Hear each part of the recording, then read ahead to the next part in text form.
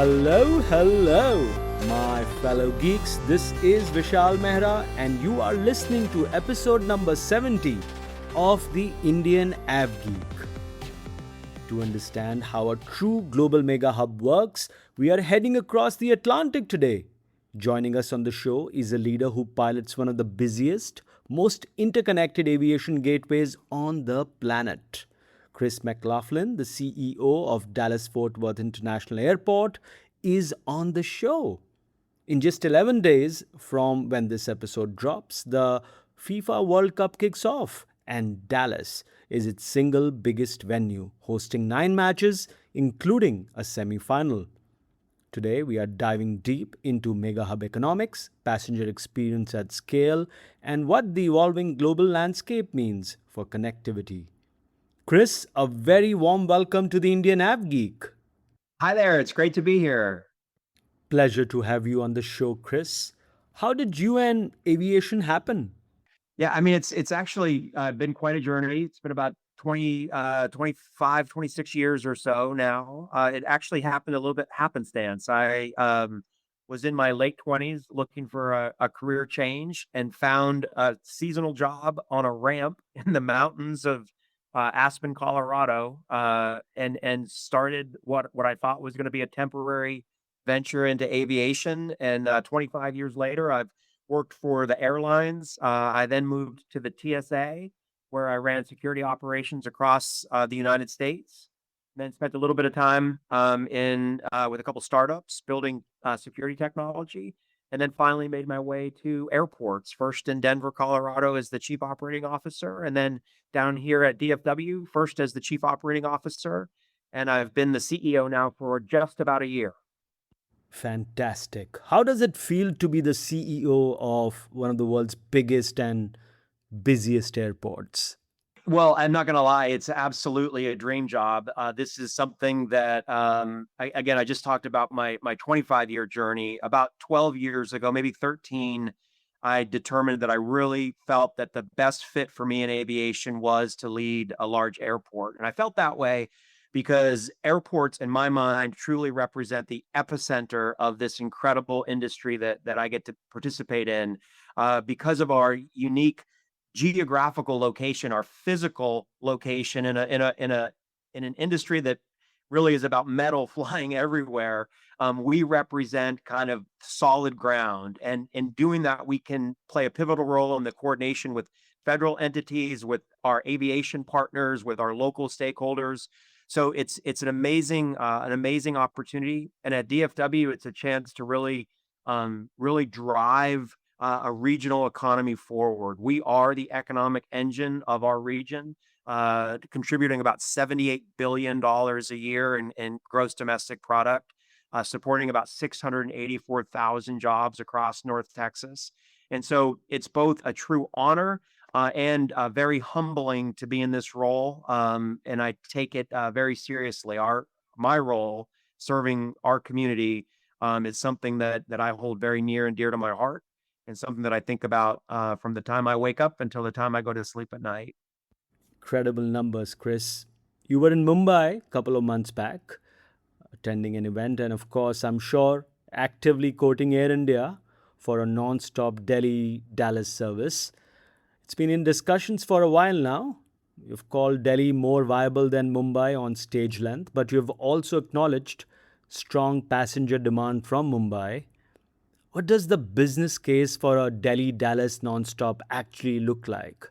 Yeah, well, I think the business case is really strong, and look, I want to give kudos to Air India in terms of this conversation. We haven't been in discussions for years, and there's been a multitude of factors that have prevented a launch to date. And I don't want to speak out of turn, but I certainly believe that a Delhi DFW route is inevitable. It's going to happen in my mind. It's just a question of when. I think the economics are sound. You know, the DFW region is the fastest growing Indian diaspora in the United States. Currently ranking third in the country, but growing rapidly. And you know, from a VFR travel, from daily passengers. When we think about the ability to fill airplanes both directions, we know that Delhi to DFW alone has a significant value in terms of PDUs, passengers daily each way. But then when you think beyond, when you think about Bangalore and Hyderabad and Mumbai that we talked about, there certainly is enough traffic to really make this route not just viable, but I think really exceptional. Certainly, some of the headwinds we've talked about, whether it's Russian airspace, whether that's Pakistani airspace, whether that's aircraft availability. So certainly we recognize the headwinds, but we know the route makes sense. I can tell you locally, I'm constantly asked by the Indian community when when will we see this route. So we're excited for it, and we'll keep being persistent. We spend a lot of time talking to Air India, and we'll continue to do that. Throughout this year, multiple new wide bodies will be delivered to Air India. Let's hope a couple of them make their way to your neck of the woods.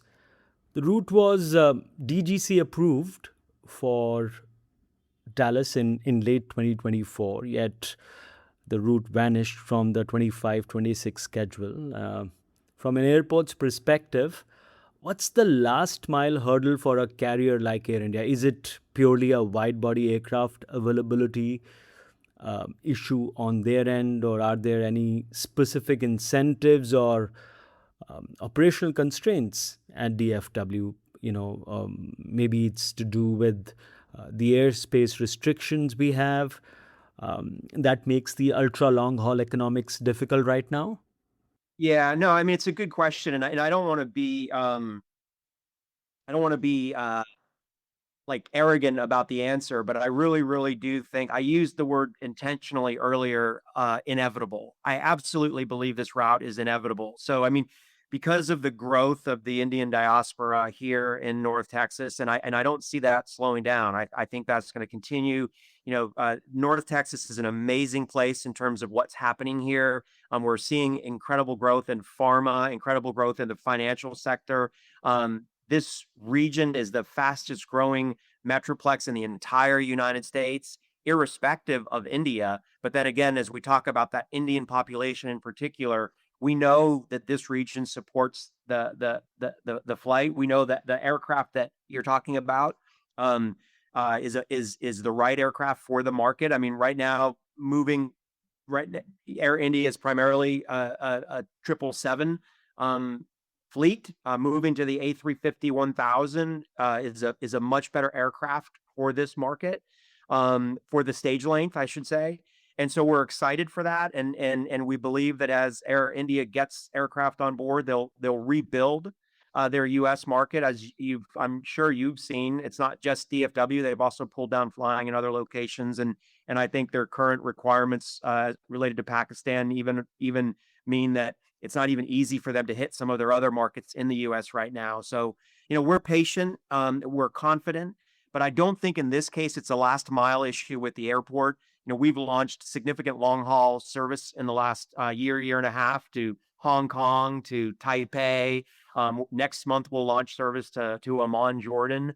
So we know the demand for long haul international service into DFW is strong. And candidly, we think the India market is really as strong as it gets. So again, we'll be patient, but we're ready to go.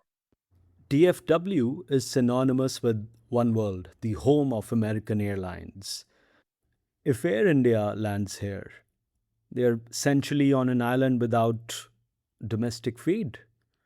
Does DFW play matchmaker to facilitate interline agreements outside of traditional alliances to make these ultra long routes viable? It definitely is. I mean, my air service development team, I'll take a minute and just plug Milton De La Paz, who leads my team and has led the team for many, many years. And he is absolutely, I think it's fair to call him an industry icon. I think he's well known across the globe for his hard work, and he truly is the matchmaker. He works hard to bring partners together and to be able to demonstrate mutual benefits, even across alliances. And so, absolutely, DFW will play its role to help bring as many connecting customers as possible into the fold. But I really want to go back to what I said earlier, is that we fundamentally believe that the North Texas region alone supports, daily traffic between here and Delhi, and then again beyond Delhi into the Bangalores and Hyderabad's and Mumbai's. The other thing that I want to just share first of all, we love our One World partnership. American is a great partner. Our other One World partners are also excellent, but we do have Star Alliance carriers successfully flying in and out of DFW today. We have, I'll mention, for example, EVA that started a year ago, and when they started here, they believed that they would need to do sort of 3 or 4 trips a week and then grow into daily service. But by the time they launched, they ultimately launched with daily service because the demand was so strong. Turkish flies out of DFW. Who am I forgetting? Lufthansa has a great presence here and is very successful. And what we find with other alliances is, believe it or not, foreign flag carriers don't actually benefit from that much beyond traffic in the US in many of the hubs of other alliance carriers. And so it really is often about that VFR traffic in and out of the primary hub on the US side that the long haul international carriers flying into, when they're not tied to the alliance of that hub. So, for example, a One World partner flying into DFW, you can imagine, is it going to connect a significant amount of their traffic beyond DFW. But as you point out, the other alliance carriers tend to be more VFR rather than beyond traffic. Yeah, that's right. I was having a chat with the CEO of the Hyderabad airport a few months back, and he made it a point to mention again that how demand to DFW is very strong from his airport. He even mentioned, we feel that we can easily support 5 times a week service Yeah, to DFW just by Hyderabad, yeah, just from Hyderabad itself. yeah. In the data that you've studied, Chris, beyond Delhi, which other cities are really important for you in India? Yeah. So I mean, the ones we talk about most often truly are Bangalore. I think in order of PDUs, I think it actually goes Bangalore, Mumbai, Hyderabad.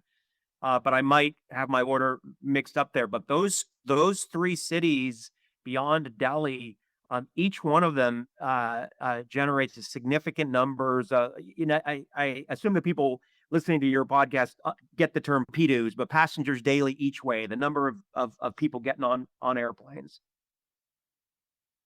Yeah, and is it possible for you to share approximate numbers that you have top of your head?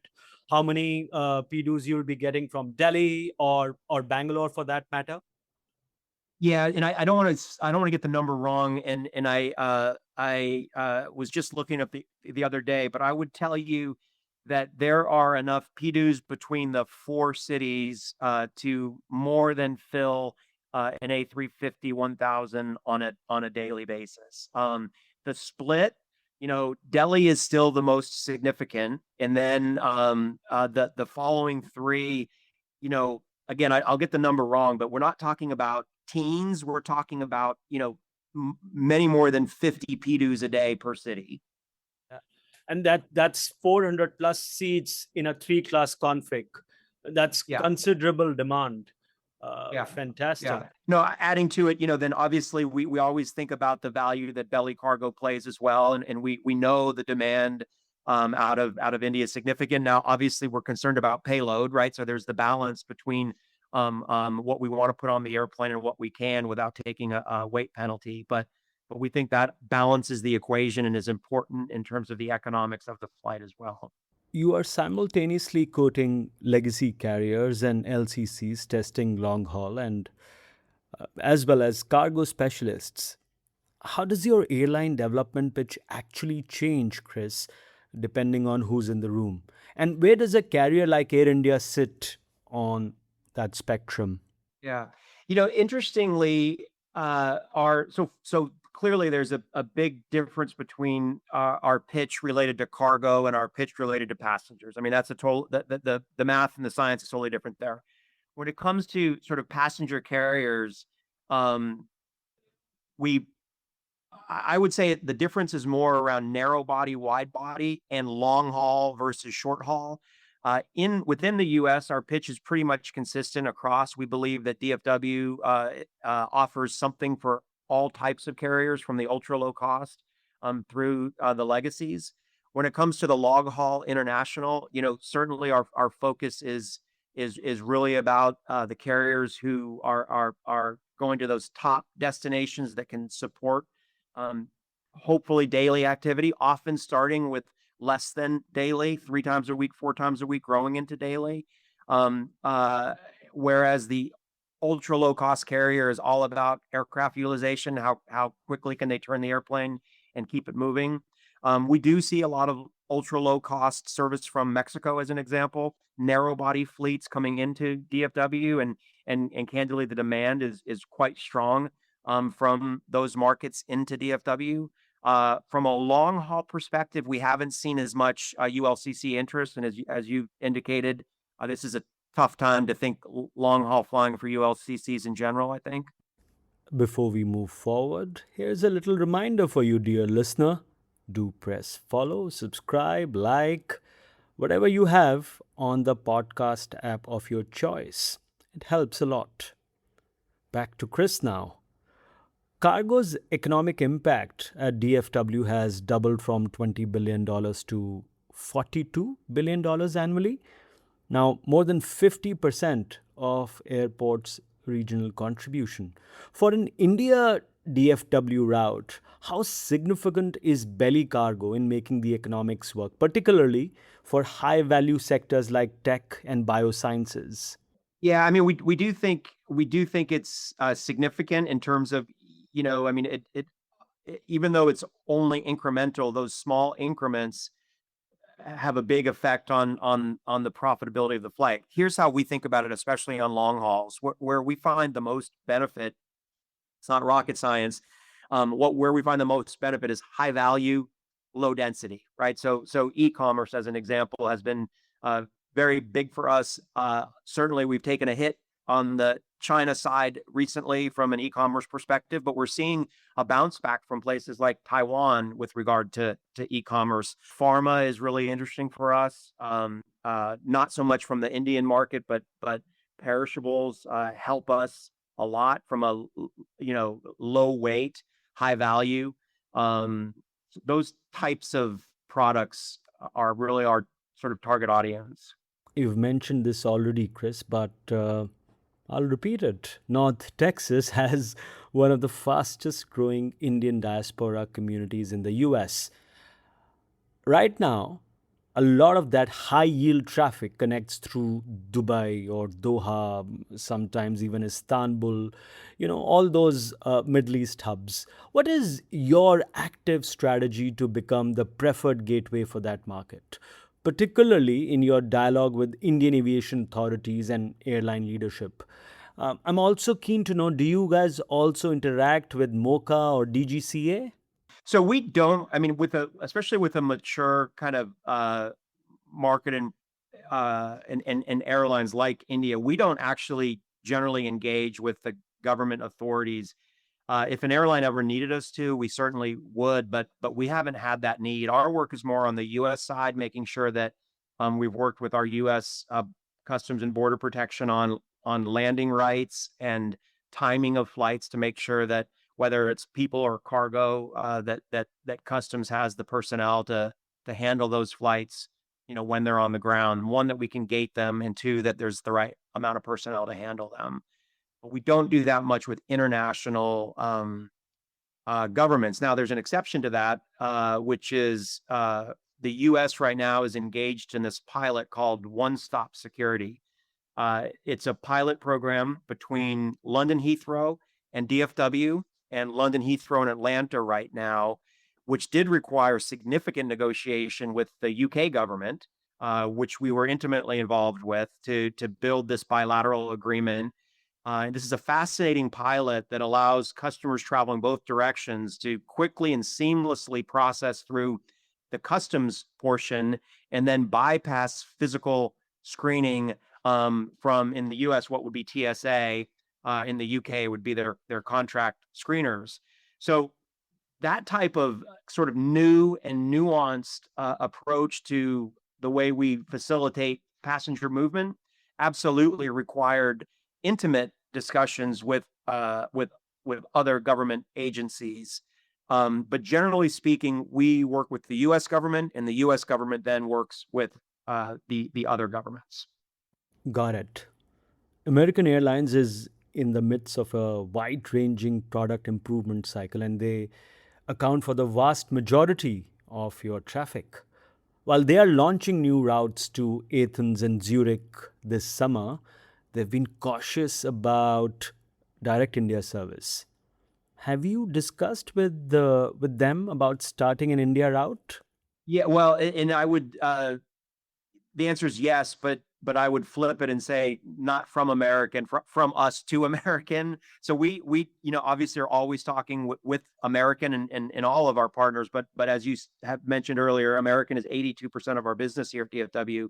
So we spend an awful lot of time talking with them about where we see markets that are underexplored, and we'll discuss that. And sometimes they'll have strong feelings about markets they may want to go into or may not.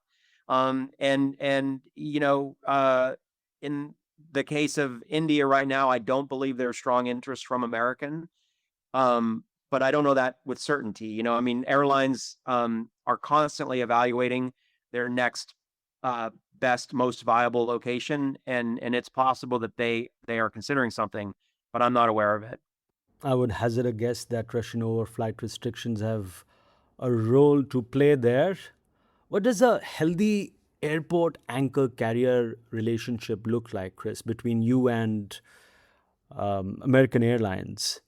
Well, look, I'll share with you candidly that our relationship here, again, I've been in this business for 25 years, working in multiple airports, and I just really, really appreciate our relationship with American Airlines here at DFW. Uh, Clearly, it starts at the top, and this is American's hometown, so I'll give Robert Isom a tremendous amount of credit. But I'll also say at the airport level, their leader, a guy named Jim Moses, who has led virtually every one of American's hubs with the exception of one, is an exceptional human, and he's an exceptional partner and an exceptional leader of people. So I think we have a very, very strong and collaborative relationship with American, which allows us to operate and do the right thing for the customer on an ongoing basis. And I'll also say that American recognizes that while they're 82%, they also recognize that we still have an obligation and a desire to serve the other 18 and make sure that we're putting our best foot forward for all of our partners.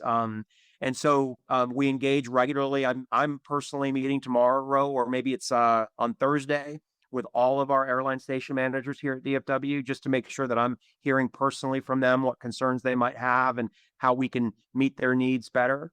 So we enjoy a very collaborative relationship across the board, but certainly American is, our anchor. They're the ones who ground us and are responsible for a lot of the good things that happen here at DFW. Right. With American Airlines codeshare with Indigo, does DFW view a direct flight by an Indian carrier as a threat to American Airlines European or Middle Eastern transfer partners, or as a necessary evolution to help keep DFW as the preeminent mid continent hub? Well, so no, I mean they can't object. The way the rules work in the U.S., we're a commercial, federally funded airport, meaning that we receive federal funds, and those funds, I'm going to use the word require, but I mean it in a good way. Those funds require us to be open and available to everyone, and we appreciate that. We're not a slot controlled airport, so we and we've got evidence where that's worked really, really well. I mean, again, I just talked about this year with EVA starting service from Taipei. American was very cordial throughout that process, and it worked the way it should work. And EVA is succeeding as a result, and I don't think American has felt any pain as a result. All right. DFW is using an industry leading modular construction method for Terminal F. As an operations veteran, how has this reduced the hidden costs of airport construction, according to you, Chris? And like airfield taxi closures or ground friction. And is this the blueprint, according to you, for future phases? Yeah, I mean, look, I'm really, really excited about the way we've done our construction, not just Terminal F, which Terminal F is massive, and I'll talk more about that in a quick second. But even adding piers onto Terminals A and Terminals C, where we've used this modular approach, it really is a game changer. And here's the best example of it. In Terminal A and Terminal C, where there are existing buildings, the construction phase for a remodel starts with what? It starts with demolition. And in a traditional build, you can't build anything new until you've demoed the old and prepped the site. With our modular approach, we can the site, demo and prep the site over here while we're building the structure over here. And then in the middle of the night, we can move those structures into place. So if you think about that, what we're seeing is about a 30% reduction in the time to build. And in construction, time is money. So if we can do it quicker, that means we can also do it more affordably. Um, the other benefits, and you kind of alluded to them, when you build something in an active airfield, a lot of the work is around coordination. It's about making sure that whether it's, again, taxiways or whether it's the humans themselves that have to be cleared from a security perspective to work in the airfield, rules are different when you're doing the work outside the airfield. So the savings just are across the board. There's incremental small savings in terms of, again, security requirements and roadway closures. And then there's the massive macro level savings in terms of just time spent on the process. Now, here's what I'll say that makes us a little bit unique. It makes us quite unique in the US, and I would say there's some airports internationally that share our benefit. But we are a large campus. We're 27 square miles, 17,000 acres. The easiest way to think about it from a comparison, at least in the US, is our campus is the size of the island of Manhattan. So we have room where we can build things adjacent to the airfield and then move them into place. Not every airport enjoys the amount of land that we have. And so what we're doing wouldn't be possible everywhere. But where it's possible, I certainly would recommend airports utilize this approach. That is really smart. How do you decide between investing in airfield capacity versus terminal or ground side improvements when both are competing for capital?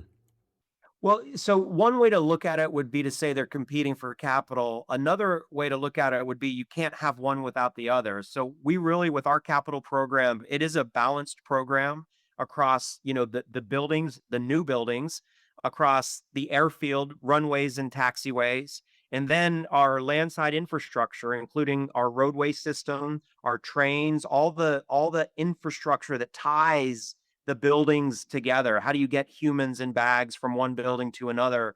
You have to make sure all the connective tissue works. So we really make sure that each aspect of our capital program complements the other aspects, and that means being very thoughtful about the way that we balance our capital. Now, I'll share that fortunately, we're not exactly capped in terms of that. We make a business case for how much capital we need, and then we go to the market and secure the funding to build the things that we need in partnership with our airlines. Meaning that our airlines agree that what we're asking to build is important for our collective future, and then we go to the market to finance what we're going to build, and then we build it.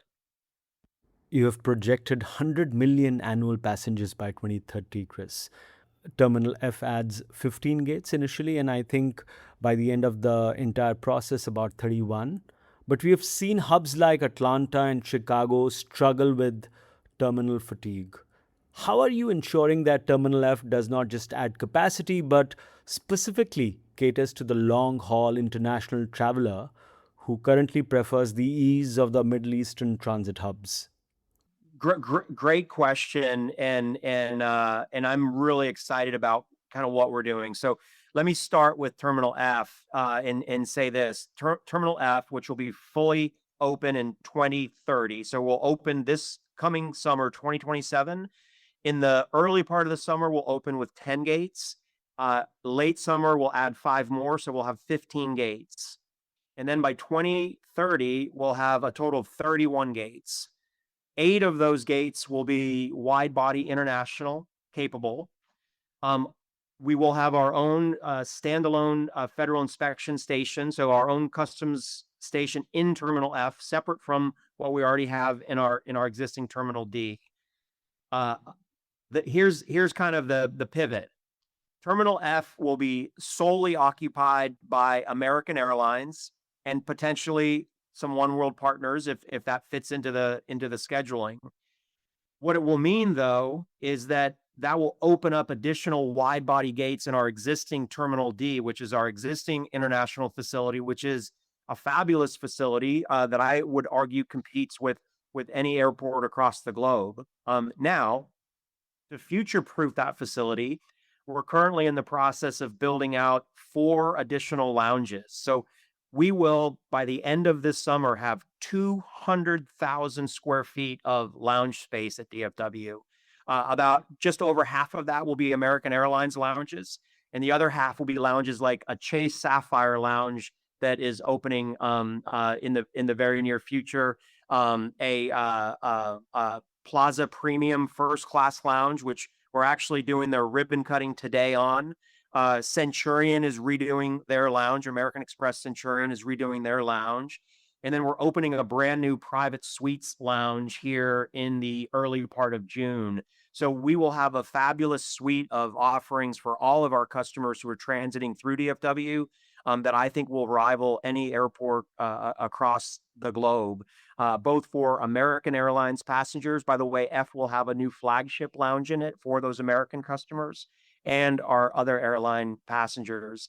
We're really, really excited again about that balanced perspective for all of our customers. And it's really just right around the corner. Now, the other thing that I'll share is, DFW, once you land in DFW, so I understand the connecting midway in the Middle East. But if you think about it the other way, if I fly from Delhi into DFW, once I'm here, now I can connect to 193 locations within North America that are essentially all within a 4-hour flight. So you've made that second leg much, much easier for the traveler once they arrive here.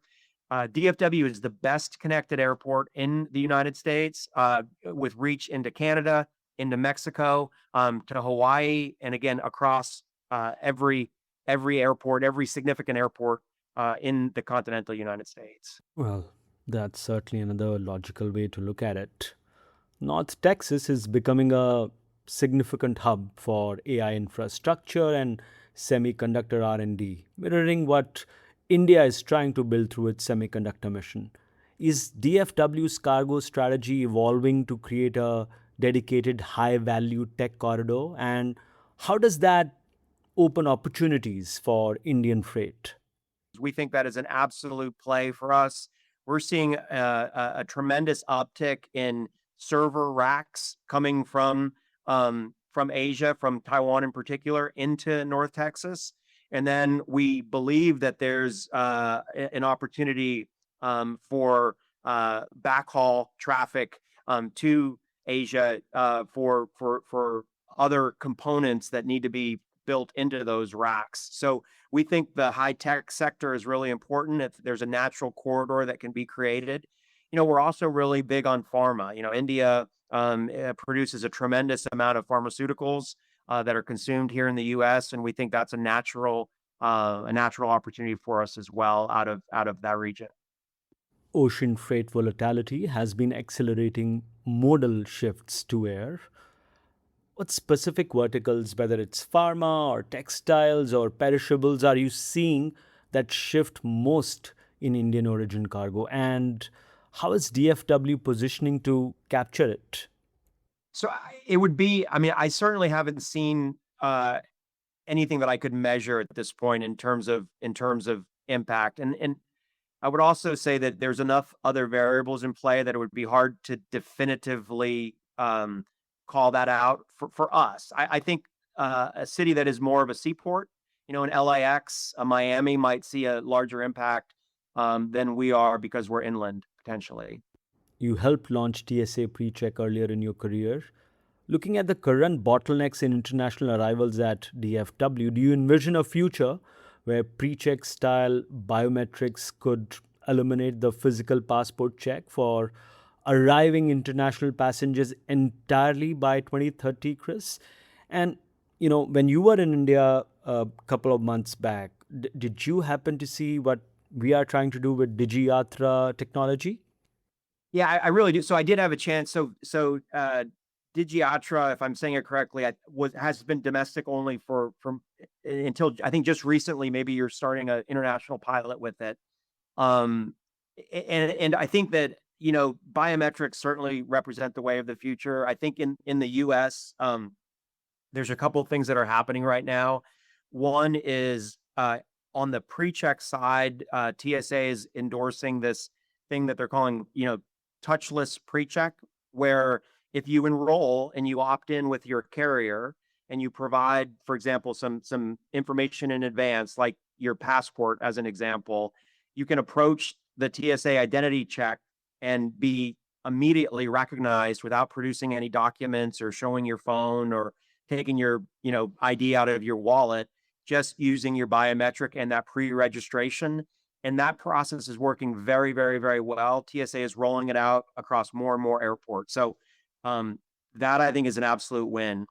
On the inbound side, from an inbound customs and immigration perspective, the U.S. Customs has done a lot of work to really advance their use of biometrics, and they're using processes. For example, DFW is piloting this with them, called enhanced passenger processing, where you can be identified on the move and quickly and seamlessly process through customs without, again, having to produce all of your normal sort of documentation.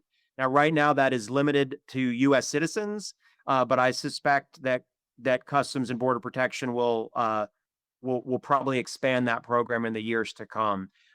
They also have streamlined their global entry process, which is open to some foreign nationals as well as U.S. citizens, that allows for, again, this very, very seamless process where you no longer have to stop at the kiosk and submit your passport, but you're actually just recognized as you walk by and then verified by an officer very, very quickly. So absolutely, I think it's the way of the future.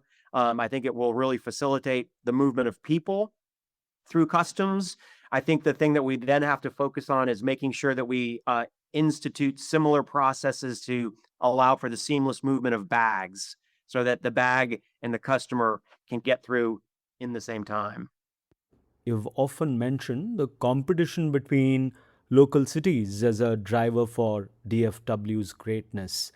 Between IAH and the emerging Austin Airport's international expansion, what's the one thing DFW can offer an airline that no other Texas airport can? Specifically regarding turnaround efficiency for ULR flights.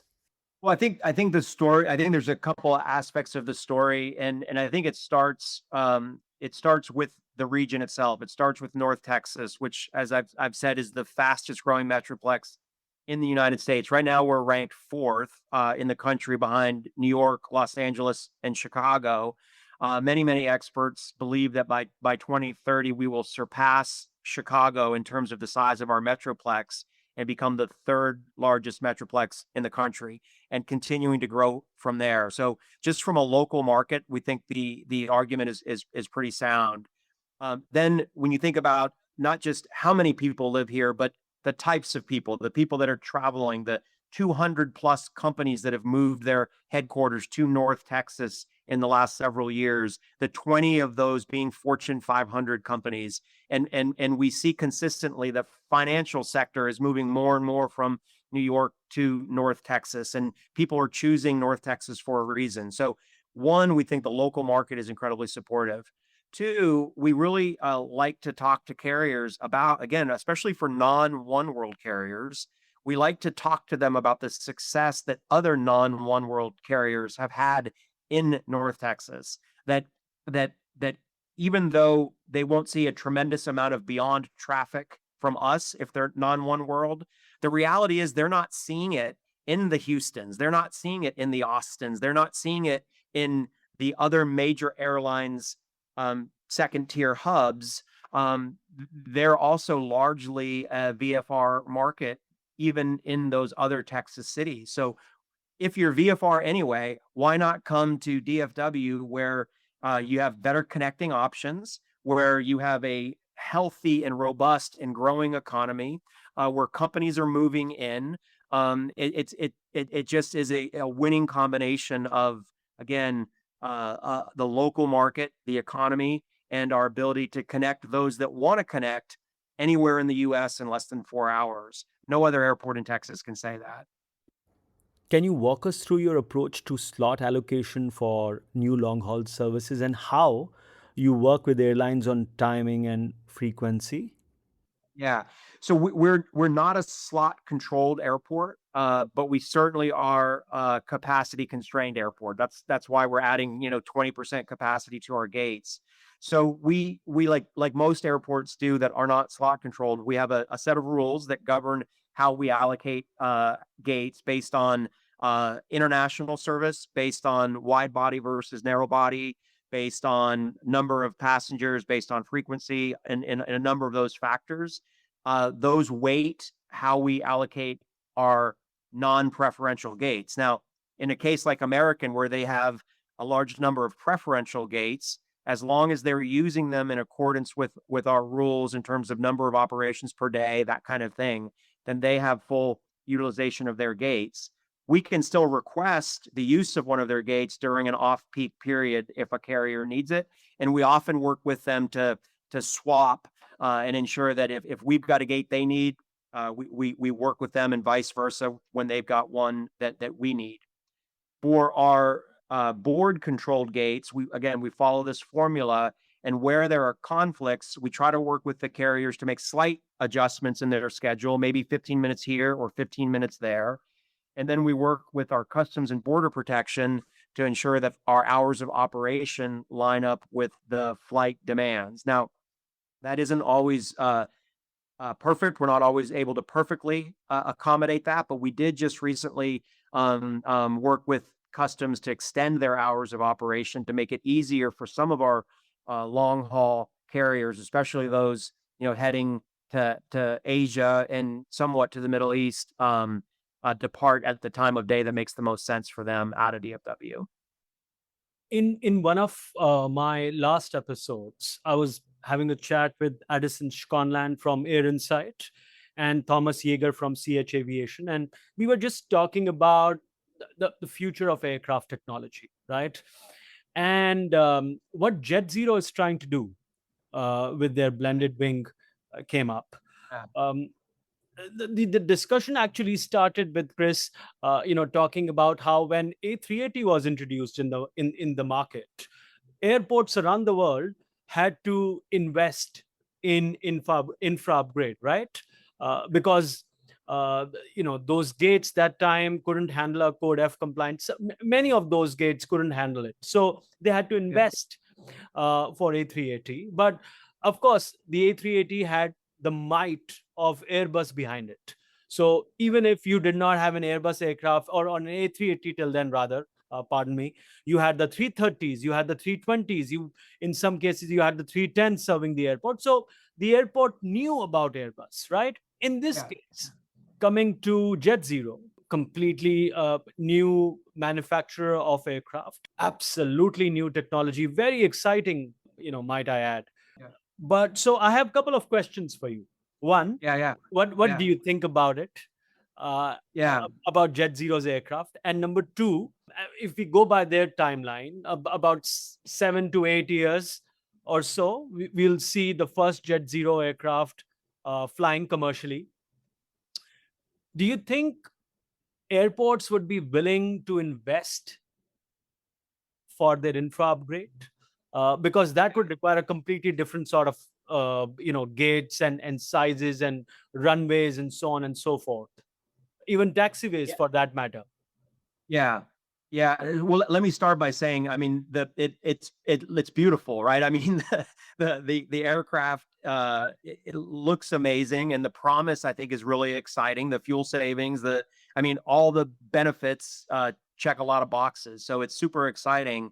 That being said, no, if I'm being practical, I'm going to tell you that no, we're not currently planning for that aircraft. We are planning for aircraft that are in production, that are not currently being flown commercially, but we believe will be flown commercially in the near future. We certainly are planning new gates that can accommodate, the new 777, for example. But in terms of investing today's capital into an aircraft that, first of all, I'm not aware of anyone having place an order, for example, right? So we just can't invest in that kind of exploration when we've got existing demand with traditional aircraft types for the gates we have. What does make DFW again a little bit unique is should that future become more evident, we certainly have additional opportunities to build new terminals. Candidly, we've got room to build another runway if we need to. So, our future isn't boxed in by tomorrow's aircraft, but we can't get too far ahead of ourselves. The A380 is a perfect example, right? Where airports weren't ready for the A380. Many airports went out and built for the A380. And then in many cases, the A380 stopped going there. So you really, yes, we have to bet on the future, but we have to be pragmatic in those bets to make sure that we're not mortgaging the future for something that may or may not exist. I think the eVTOL discussion, the advanced air mobility discussion is kind of a good example where we think that future is probably more near term. And so we're starting to make small bets in terms of how do we make investments so that we can support an eVTOL operation when they start flying. But again, we're not going to overdo that either. We're building out pads right now that will support both landing and charging. We're even theoretically, from a design perspective, we've got plans in our new Terminal F where you could theoretically land an eVTOL on the parking structure. Again, we're not committed to building that yet, but we're committed to designing so that we can build it. Should those two things line up, meaning the advent of an actual eVTOL commercial operation in the timing that lines up with building out Terminal F, we'll be able to support it should those realities collide. But if they don't collide, we will not have spent too much money on the planning and design phase. It's always a balance, and we're focused on striking that right balance. Humor me for a minute. Let's say a decade down the line, JetZero becomes a reality. What happens then? Do airports usually invest? Is there, I mean, do airlines chip in, the aircraft manufacturer? What usually happens? In that example, because I think it is a sort of an outstretched example, you'd see a combination. I think you'd have to see a carrier that was making a strong commitment to that aircraft. And then I would suspect that carrier would do one of two things. They would either start placing that aircraft in one of their significant hubs, or they would take the exact opposite approach and place those aircraft in more of a niche market where they would build routes that made sense and protect their large hubs from the advent of the new aircraft type, right? But the airline, from a U.S. perspective, the airline ultimately is going to pay most of the costs associated with whatever we build.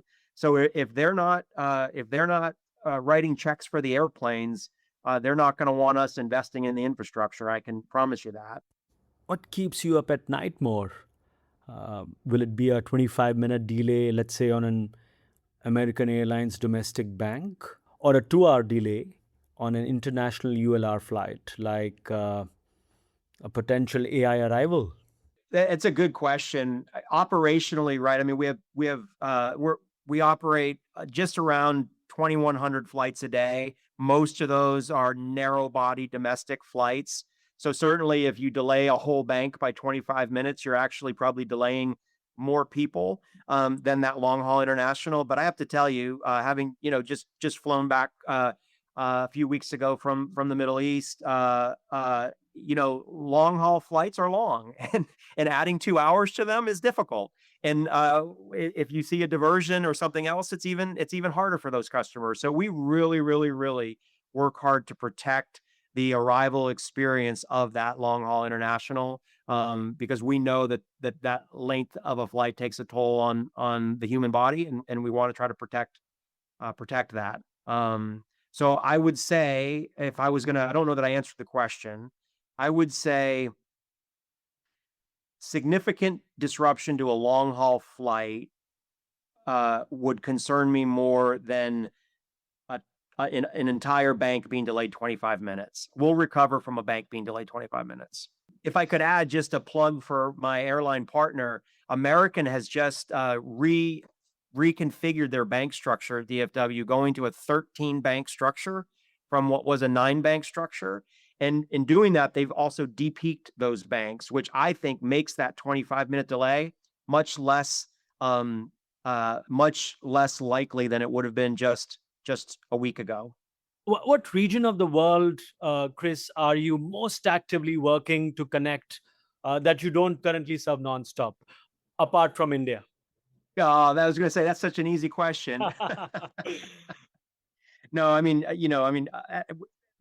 by far, India is top on the list just based on demand. But we think that we can regain a larger presence in South America. We've got I'm not even going to say a decent presence. I'd like to actually think, from where we're centrally situated, that we would have a better presence in South America. So American has just gone to year-round service to Buenos Aires, for example, for the first time since before COVID. But I think there's more we can do. I think markets like a Lima, for example, deserve nonstop service from DFW. So I think I would look there, and then we have to see what continues to happen in Asia.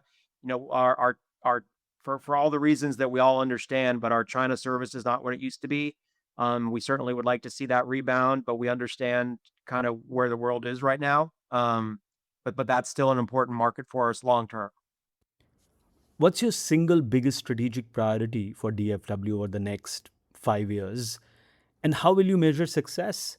Well, in look, I mean, I get it that that's the softball answer. I mean, obviously, over the next 5 years, this $12 billion that we're spending across the campus, it's not just the terminals, it's 180 unique projects that we're working on right now at the same time. So that takes a tremendous amount of my focus and attention. And again, it's a 5-year build, so it will continue to take that time and attention. But actually, what I'm more focused on is, we have to build it for a reason. So what I'm focused on is making sure that once we've built and remodeled this incredible campus that we have, that we've done the work to ensure that our network is strong and stable for the next decade. One of the things I'm really, really proud of American for is coming to us a year ago and saying, hey, let's build out the entire Terminal F, where our original plan was to build half of it and then come back later. American came to us and said, hey, let's do the whole thing and set ourselves up for success in the 2030s. I think it was a brilliant move. We obviously supported it wholeheartedly, and now we truly are building for the future.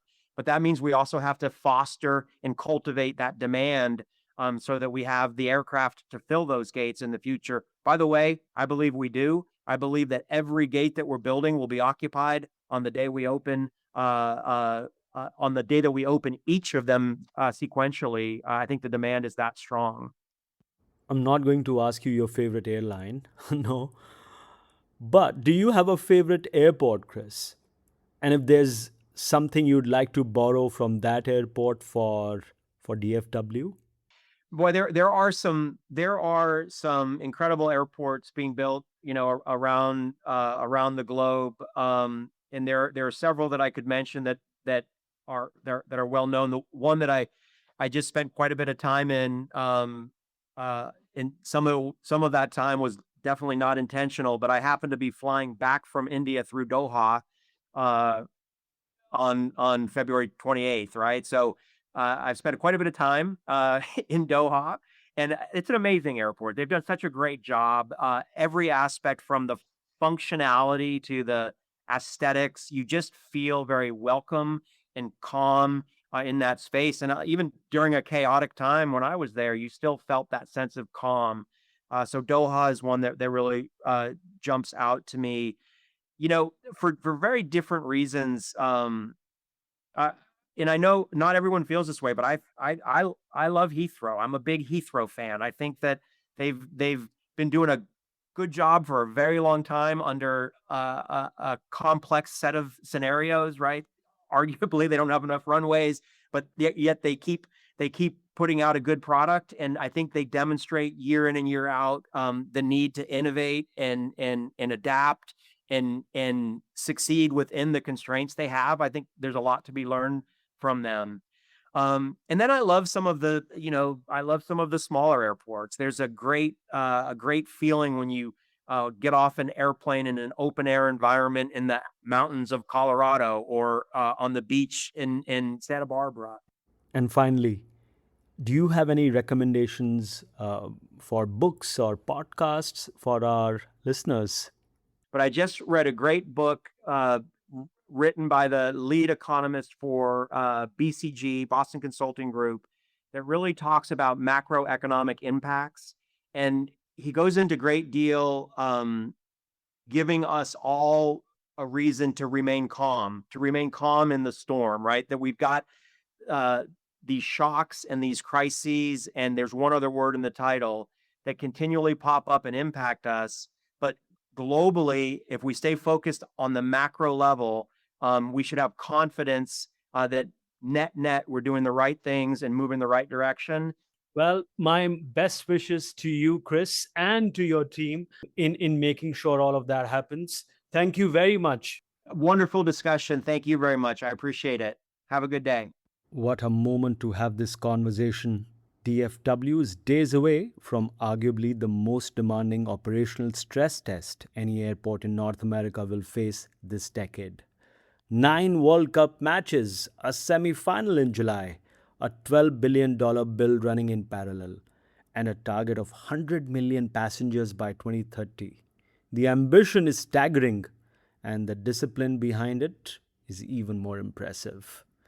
This coming Sunday is the 27th episode of the Indian AvGeek, and Raja Ganpati from Spring Marketing Capital will join us. Feel free to follow me on social. You will find me everywhere, including Blue Sky, as at Vishal Mehra. Always happy to have your feedback. With that, keep your tray tables up, your seatbelts fastened. I wish you well, and happy flying, my friends.